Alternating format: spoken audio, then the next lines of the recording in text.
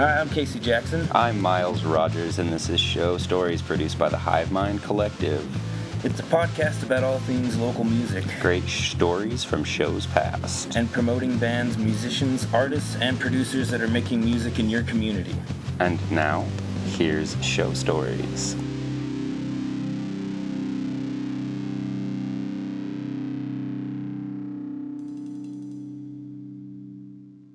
What's up? My name's Miles. This is Casey Jackson, and you're listening to Show Stories, Episode 4. It is our second part of our interview with Taylor Orton. He and I told some Eye in the Ocean stories. He told us some stories before I was in Eye in the Ocean. It was a good evening. We had a good time. Way good time. That's going to be a little bit later in the podcast. For now, we kind of wanted to go over, one of the reasons we're doing this, we really want to be about local music. So we've got a couple of shows we want to tell you about. We've got a couple local releases we want to tell you about.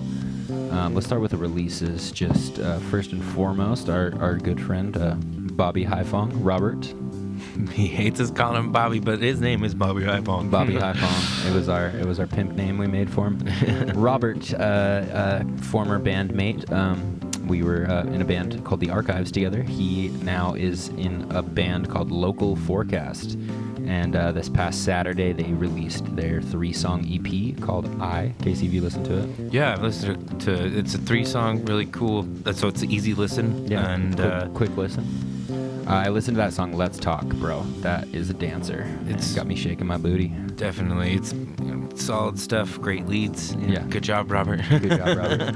Sounds really good. We want to meet the other members of your band, which we will be meeting, and we'll tell you about that in a minute. Also, some dudes we really like. We haven't really talked to them a lot, but we've been admiring them from afar. This band called Saving Sydney. They're pretty epic. I like them. What do you think? One of our friends plays guitar, he's a friend of Harry's mostly. Yeah. I think he worked at Little Caesars with him. Mark Healy. Little Caesars? Yeah, Mark Healy plays guitar for them, and they've been killing it. You know, they released 3 songs since they debuted themselves, and Stay Gold was one of their most recent, and then East to Me was their most recent release. Check them out, you guys. Seriously, Saving Sydney. They're really cool. Look them up, I'm sure, in all the places. Take a little bit of time. I mean, if you're a person that builds their own playlists anyway, take a little time and look up some local bands, and I know that you'll find one that you love and that you'll want to listen to all the time. No doubt.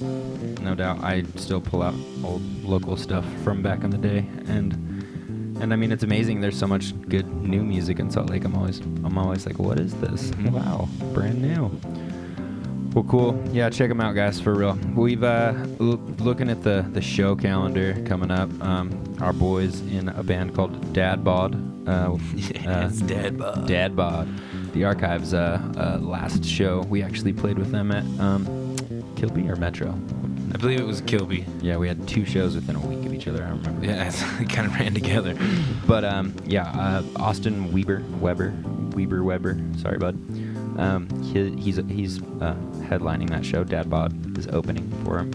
February 9th, got a band called Ingested and Visceral Disgorge. What's up? That's like the most metal band name that I've heard heavy. All week. They're probably, I don't even know them, and they're probably so heavy. And also Ingested, that's pretty gnar. Ingested. It'd be really funny is if they weren't metal at all. Yeah, dude, totally. That would be even better if they're like a Death Cab style, just like super soft and like heartfelt rock. Sorry, we're not making fun of your band. If you're listening, we'll go listen to it now. We are going to go listen to Visceral Disgorge and Ingested now. February 10th. These shows are at Kilby, by the way. Kilby, the greatest venue around, in my opinion. So intimate, bro. It's just so. It's such a staple in Salt Lake. Yeah, it's been so important to so many of us who have played Salt Lake music. I mean, dude, when we were talking with Aaron, those the two show nights. That was a period of Kilby that is gone now. They're not. Yeah, there's not enough. You know what I mean? To pack 2 shows into one night, but that was some crazy shit when that kind of thing was happening. But yeah, so February 1st, Dad Bod and Austin Weber. February 9th, Ingested, Visceral, Disgorge. And then also February 10th, Miniature Tigers and Katsu Oso. Those That are sounds like a sharp show. a sharp Katsuoso sharp. I don't know why it just sounds sharp. Yeah, it does. It definitely sounds sharp. I'm with you there. And then this past week, we were at practice. Harry whipped out his phone and goes, "Have you guys heard this band called Silent Planet?" Oh my gosh, it blew my face off. Blew both of our faces off. We literally, the three of us stood huddled around his phone for like probably 2 whole songs, videos. We're watching their drummer. Their drummer is so solid. Yeah, precise, timing impeccable. Amazing. Super fun to watch. So they're playing at Metro with a band called Grey Haven on February 25th. I'll be there. Y'all listening, I'll see you there. If you're gonna be there, be there. It'll be a crazy good show. Yeah, we want to see you in the crowd, guys. Yeah, like Casey always says to you. Casey and I are part of a little 3-piece musical outfit we like to refer to as Lamanites. We are Lamanites. We're playing our debut / only show for the time being. For the time being. Our drummer's leaving us in March, so any drummers out there listening, give us a holler. We wanted to have a show before he left town, so yeah, just kind of say goodbye to Harry and goodbye to the current lineup of Lamanites. Hello and goodbye, because it'll be our first and last. Yep. But we're excited. We are opening that show, and we will be playing with our friends in the band Local Forecast, which I told you about a few minutes ago. Be there or be square. March 11th. March right? 11th, yep, at Metro Music Hall. At Metro I'm excited Music to Hall. play on that stage again. JRC events. JRC events. Tickets are available now for $10 at wearelamanites.com. Buy tickets.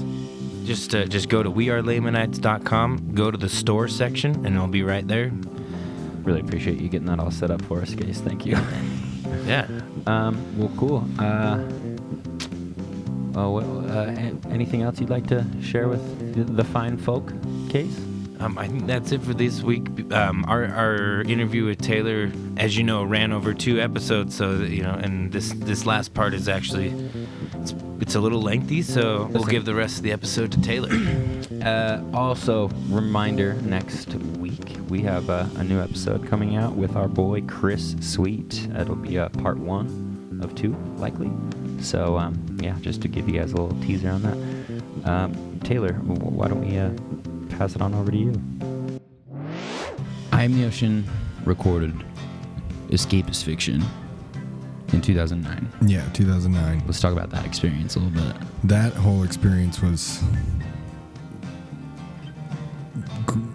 awesome, but at the same time it was just chaos, I guess. Talk about it. So you guys left Salt Lake. We left Salt Lake, what was it, January 11th or 10th, 2009.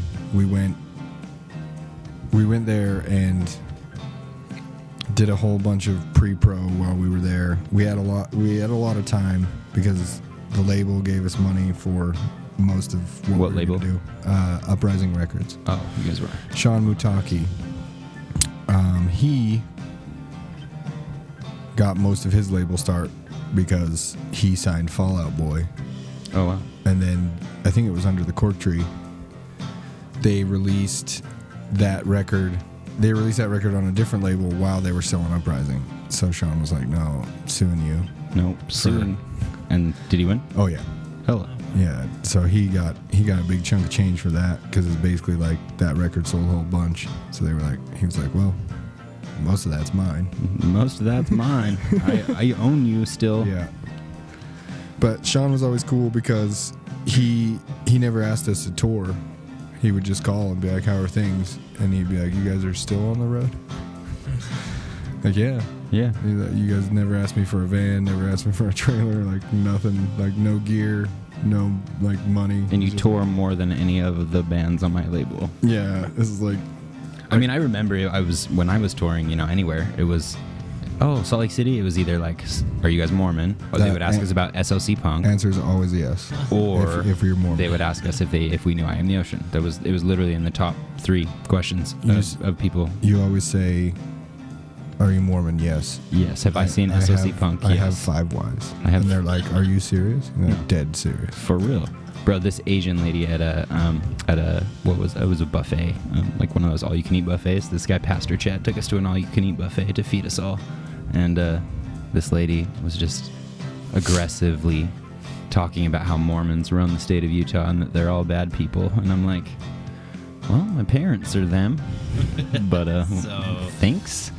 Anyway, well, you're the devil. yeah, I'm the devil. Those were interesting. But I mean, honestly, in conversation, it more happened obviously because like we were playing shows and shit. We were playing a lot of the same venues that you guys had played. Yeah. But it was in the top 5 questions every single time. You guys know I'm the Ocean, of course. You know, and there'd be that sticker there. I remember the first time we ever played Fort Collins. We played at Surfside 7, which was the old Surfside. There's a new Surfside now, but it's a pizza joint. And they had just this tiny, tiny stage. Like, barely could fit all of us on it.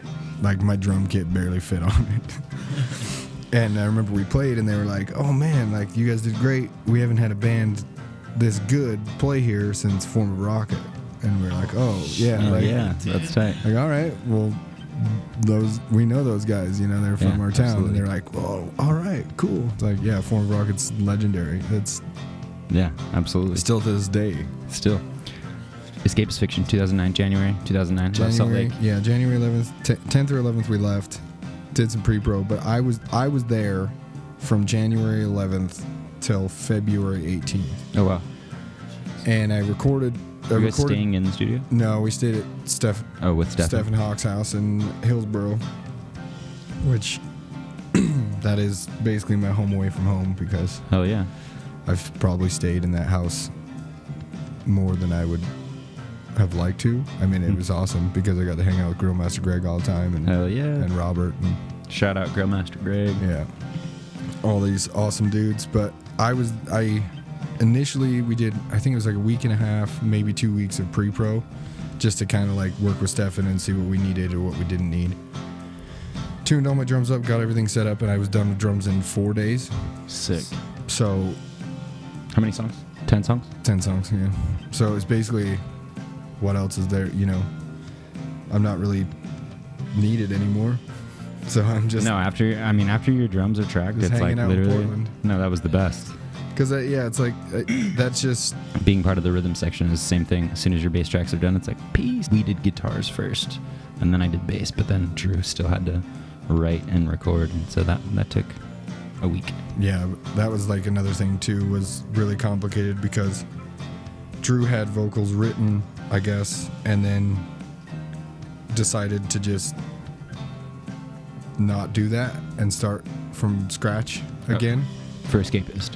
Yeah. So he came there loaded, ready. I don't know if he was necessarily loaded, but With like lyrics? had ideas. Okay. And then started over, and Jeremy decided that from Could Be Nothing to Some, Hurricane Dane's first record, Jeremy was always like, you can sing, because I've heard it. So I want you to sing on this record. So from there it was changed Yeah. And I don't want swear words because we want radio hits, all day. you know? So I always was curious about that. yeah. Interesting. Well, it was funny because we just did the 10 year and Drew actually brought it up. He's like, do I even swear on this record? I was like, I think like once. Yeah, a little bit. It was a complicated process because I just want to hear you. Sorry. Yeah, that was Drew's. I don't know. Drew's a great lyricist. and I for guess they were there for like a month and a half, like 2 months past when I had left. Oh, so you left? Yeah, I flew home because Katie flew me home for my birthday Oh, nice. because I hadn't been home for my birthday for like, I think like 6 years. You just been on the road, Yeah. grinding. So it was always just like, oh yeah, I'm somewhere. Call my parents, you know, and they're like, oh, Tales from the Road. Tales from the Road. Happy What's- birthday, Tay. Yeah, it's my birthday. It's my 20th birthday, and we're playing a bar, and I'm getting drunk Snuck because in. nobody gives a shit. Well, yeah, some of the places gave a shit. That was tough. But not when you have Adam's backup ID That's true. See, I had an ID that didn't look like me, and and everybody in the band somewhat looks similar. yeah, yeah.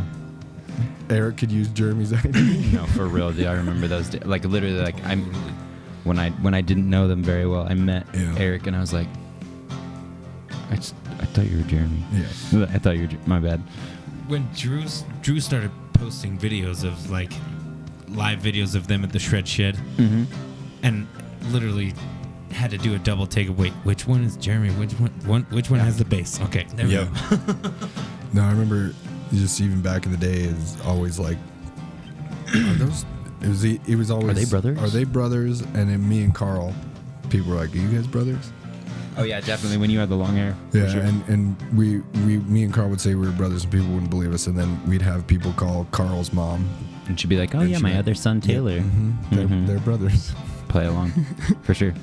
So you left, flew home because Katie flew you home, Flew home, and yeah, then for my birthday, and then I guess they were there for a really long time after, still just working on vocals and working on everything else, and it was a bummer to not be there, but also you had shit to do. we had shit to do. Also, I heard it was very complicated because people were getting frustrated, people were arguing, Stefan was getting mad because things weren't getting done.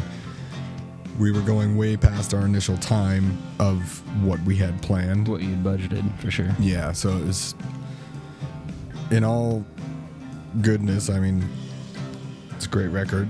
No, it's an amazing record. I had so much fun at the anniversary. Yeah, but that's another like, when I think of And You're Sitting and Swallowing was the first time I'd ever been like in a real studio, I guess. Like, Yeah, obviously with Christopher Crummett, you know, like, Christopher Crummett's badass. the greatest. Genius. One of And the greatest.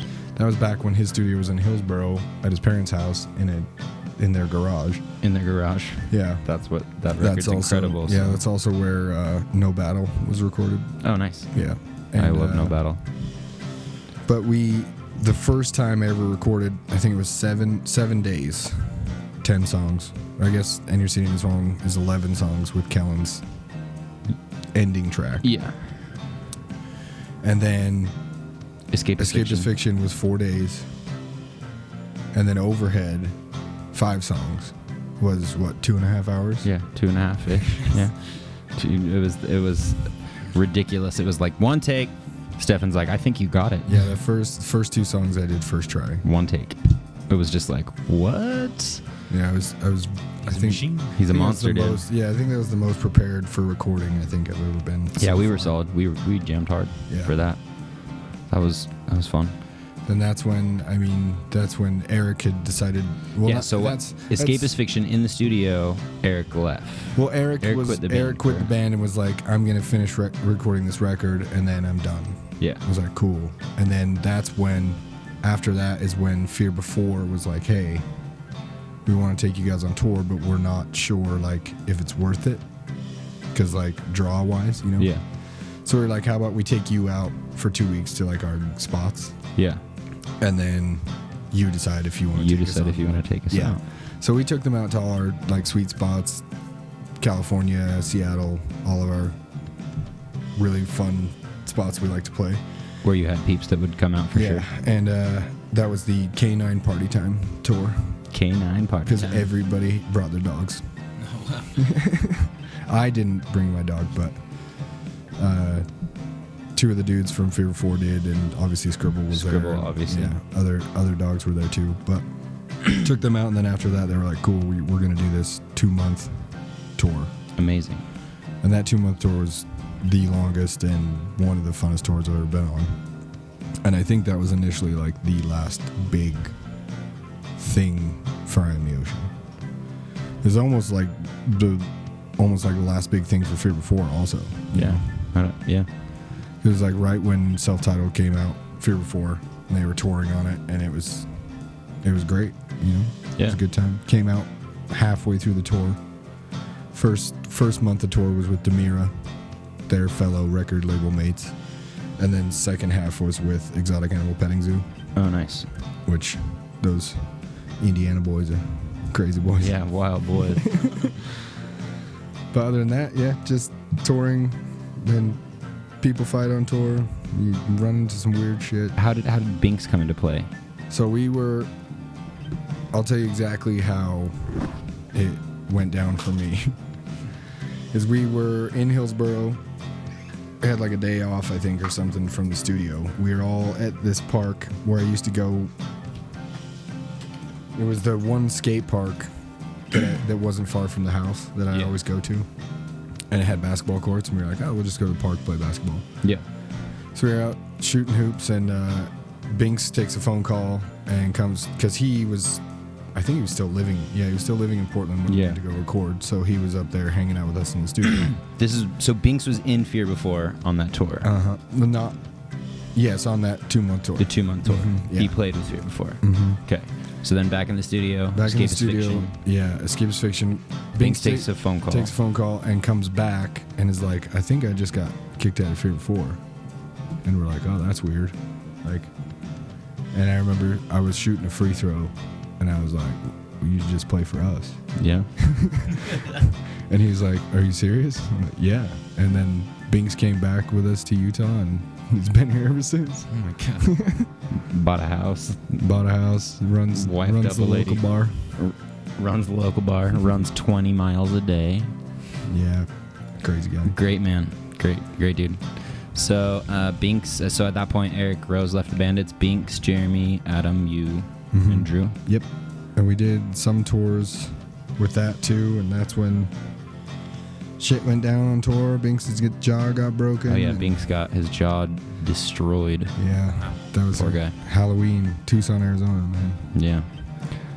That was on a Let Live tour.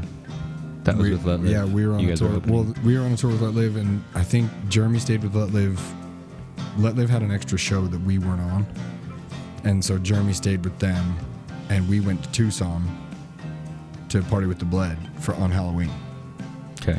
So we get there, and we're bar hopping all over the place, and we're like with all the dudes in the Bled, and we're like in restaurants or bars having like shirts off parties and shit. Yeah. Like in the booths, and As you do. yeah, it was crazy. And it was like winding down to last call, and we were gonna go to a different bar.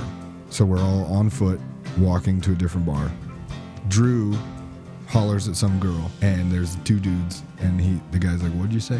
He's like, did you holler at my girl? He's like, yeah, so what if I did? Drew goes to take a swing at him, the guy ducks and pops Drew right in the jaw, and Drew drops into the gutter. And I have no idea what's happening because I'm on the phone with Katie. Yeah. So I turn around and see a guy in the gutter, and I'm like, wait, like that's Drew. That's Drew. Yeah. Fuck. And I look up, and the other guy's trying to fight me, and I'm like, whoa, I don't just want got off the phone. Yeah, No, I don't do I that. was still on the phone, and I'm like, I gotta go. Like, Shit's happening. Yeah, shit's happening. So I hung up the phone, and right then there is a guy, and it's Halloween. So Yeah. this guy in like a Unabomber costume, beard and bomb strapped to him. Binks is staggering down the street, and he jumps behind Binks and just like 1, 2, 3 straight to the jaw from behind him. Jesus. Yeah, and then runs off. And we're like, what the fuck? So Binks is still walking, and we're like, and then Binks just starts spitting out all this blood. And we're like, what the fuck? And he can't talk. And we're like, shit. So we're like, okay, we can't go to that other bar. We get to the van, and Jericho is just like, I'll drive us to the hospital. Yeah. So we went there. Turns out he broke his jaw in like 2 places, 2 teeth. Had to get his jaw wired shut. Yeah, he was wired shut for a minute. And we had to leave him. We had to cancel the rest of the tour and leave him at his aunt or grandma's house in Arizona and come home. Yeah, because he had to recover, It obviously. sucked. Yeah, that's rough. Just like, sorry, bud. Love ya. Have fun with smoothies. Yeah, for a minute. So. That's brutal. Shit. So then Jeremy decided to leave the band. Yeah, Jeremy had come to a point where he said, I'm sick of doing everything, which is respectable because Because he was driving the band. well, yeah, driving the band, plus, it was nobody else took the initiative to book the tours, Yeah. And Jeremy was sick of talking to people and sick of, I don't know, I guess no results.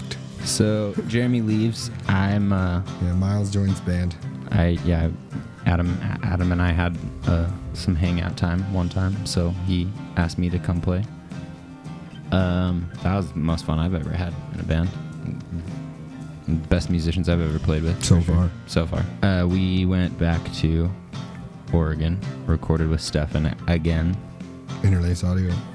Interlace Audio, 5-song. Taylor recorded his drums in 2.5 hours. 'Cause he's a 5-song banger. beast. 5-song banger. That record's fast. It's so Yeah. good. Yeah. It's a lot of fun, man. It's the coolest thing I've been a part of for sure. I listen to it still. But Oh, I listen to it on the regular. yeah, it's a good record. That's like what I tell people. They're like, "Oh, I've listened to Enter City and Swallowing and Escapist," and I'm like, they're like, "Is your third record any good?" And I'm like, "It's way good. It's the more, fast. yeah, the more I listen to it, I'm just like, it's full force the Yeah. whole way through. For sure. You're the side project king. So, I mean, what are some side bands you've done? Well, Settle Down was another project of I Was the Ocean. of knowing people and then being like, "Oh, we don't have a drummer anymore. Do you want to play drums Yeah. for us?" So, Settle Down was you, Jeremy, Eric, Me, Jeremy, Eric, and Drew. and Alex Johnson. Oh, Alex Johnson. Which was what? Pedal Tricks was the original name. Yeah, I think so. And they had Bradley Bacon on drums. Oh yeah, Bake on drums. Yeah. And, Bacon. I remember he took over the drums. And I think he quit. I don't know if they kicked him out or quit, but Settle Down was always Eric's band. That was like Yeah. the rule. It was like The rule. Eric decides on what we do with this band, and that was fine with everybody, you know, Yeah. because it's like, yeah, whatever. Yeah. So started doing that, and then Eric was like, I think I want to have Drew join the band, do second vocals, and I told him not to do it. And then he did it, and then kicked him out later, and then brought him back again. Oh, so Alex and Drew were doing double vocals. Yeah. Okay. And Drew did some keys for a little bit, and Alex always did extra percussion. Okay, yeah. I'm remembering now. Always just super heavy, big fat drums. Yeah. Eric with his baritone. I've got to find those recordings. I have them somewhere. It's a Bandcamp. Oh, The Bandcamp. album's on there, Be Still, yeah. Tight. I'll go check it. And then I did Pest Rules with Andrew, I think he's Malign. I think is how you pronounce it. My other boss at work. Yeah. That was just a 2-piece. He played guitar through a guitar amp and a bass amp, and we wrote 4 songs. Well, I guess Andrew already had 4 songs that we played. Never had time to record any more songs, but those 4 songs are on Bandcamp also. We recorded them with Dan Juarez. Sick. We'll get links from you and we'll attach all that to this. And then, yeah, it was super fun because we only had the 4 songs, and he was like, "Do you want to be in my band? We'll play shows, split the money 50-50. And it was like, "Oh, whatever, cool." So we played a few really cool shows, but we only have 4 songs, and the songs are like less than 2 minutes.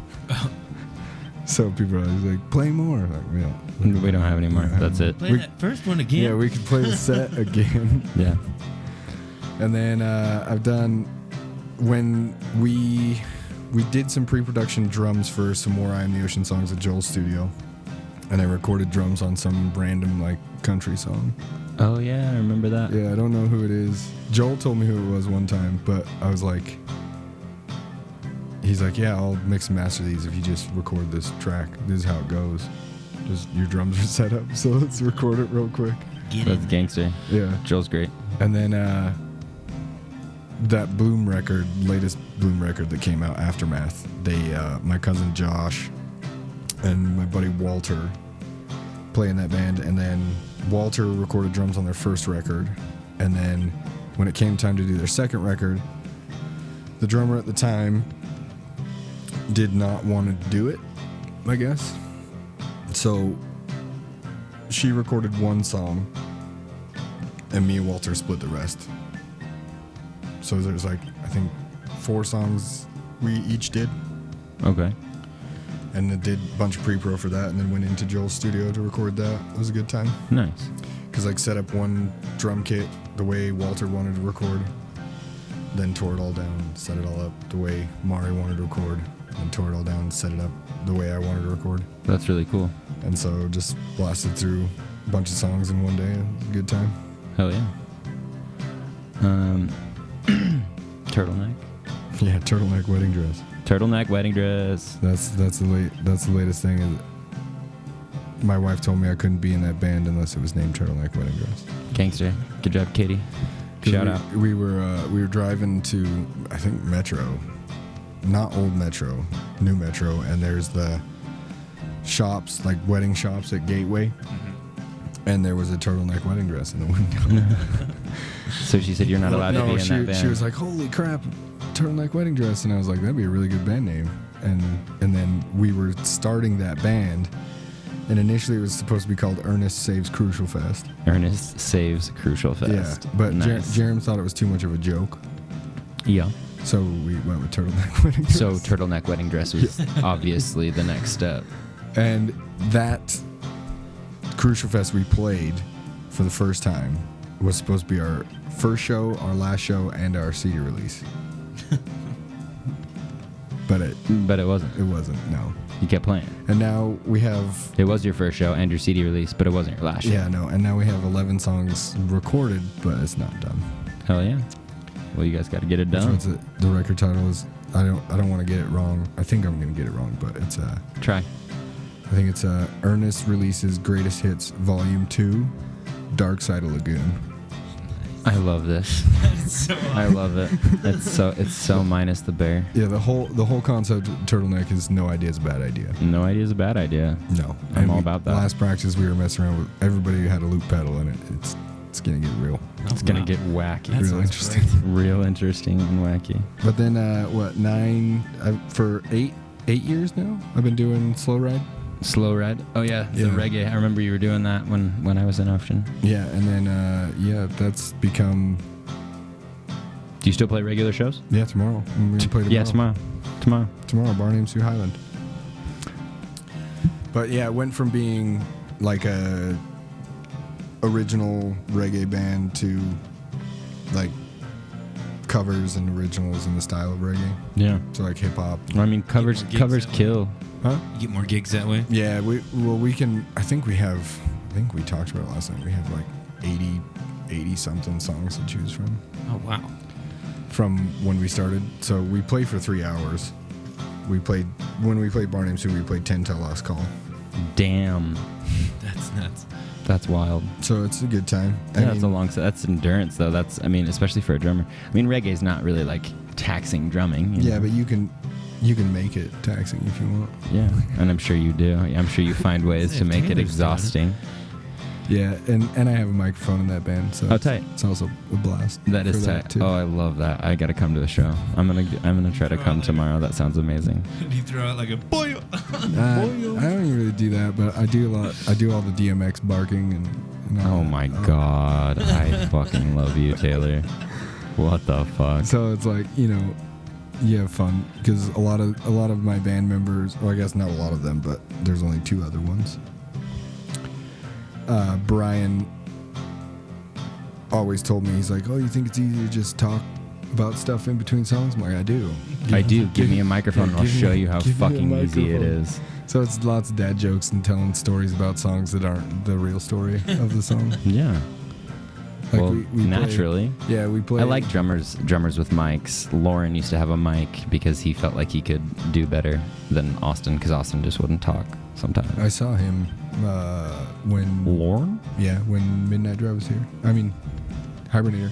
Just Fuck. barely. I missed that show. Yeah, they stayed at my house. Nice. When was that? I want to say 3 months. 3 months ago? Yeah. September? Wild. Hibernator. I'm gonna fucking punch one of y'all in the face for not calling me Phil. Filthy Phil. He just wanted me all to himself. Yeah, I'm That's sure all. he did. I remember talking to him like earlier this year. I remember being like Filthy Phil. He was in a band called Axe to Aerial when I played with him. When we were in the Lauderdale, we played in Montana a bunch. We played at like a bowling alley one time, and we walked in and like Phil had like dreadlocks, but they were like 3 inches long off of his head, and he just looked stoned. Yeah. And I'm just like, oh, your band's playing? Nice. I'm stoked. And they were sick, dude. I remember that. And then he started doing that Midnight Drive thing. Yeah, we used to do. First time we ever met those guys, we went there and Phil. We were like, "Oh shit, we want to party, but we don't have anywhere to party." And Phil was like, "I live in a trailer. Like, we can go there." fuck yeah. About it. Let's It's go. better than the van. Let's So, go. Yeah, so it was always like that was the thing. Like play the show, go to Phil's trailer. And fucking Yeah. party our asses off. Legit. I think honestly, like, because those Montana shows were some of the first experiences we had out of Salt Lake, but I remember Phil being like, "Do you guys know the I Am the Ocean dudes?" And we're like, "Yeah, for sure." And he's like, "I love those dudes. They're good dudes." Yeah, and then I remember when we had that giant bro ship trailer that we toured with all the time. And it would literally, like, we'd show up places. Like, I remember when we'd get to Spokane, people would be like, "Oh, I Am the Ocean's here." Yeah. And then, like, Loom would roll through and they'd be like, "Oh, yeah, I Am the Ocean is just here." With their huge trailer. With their huge bro ship trailer. Yeah, that's when we were doing tours with Clifton, too.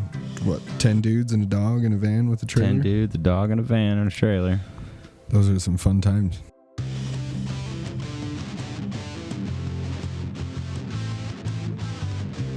We hope you've enjoyed this episode of Show Stories. Pretty much wraps it up for this week. We want to thank Taylor Orton again for being our special guest for the last 2 episodes. We really appreciate that. Thank you, Taylor. We love you. Make sure to check out all of the projects mentioned in this episode, because that's mostly what we're doing this for. So support your local scene, man. Support your local scene. That's the reason we're doing this. I want to thank Miles Rogers for all his hard hosting work. I couldn't even spit that out. That was super nice of you. I would like to thank you for all your super hard producing work and taking care of the formal side of this whole thing. It's made it really fun. Thanks, Casey. You're great. And guys, as usual. And wait, can I say it this time? Yeah. We'll see you in the crowd, y'all.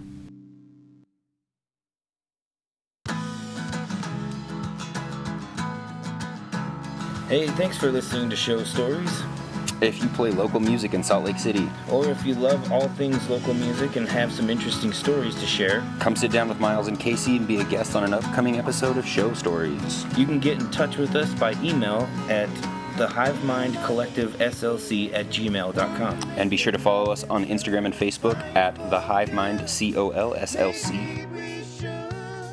Show Stories is a production of the Hive Mind Collective, S.L.C.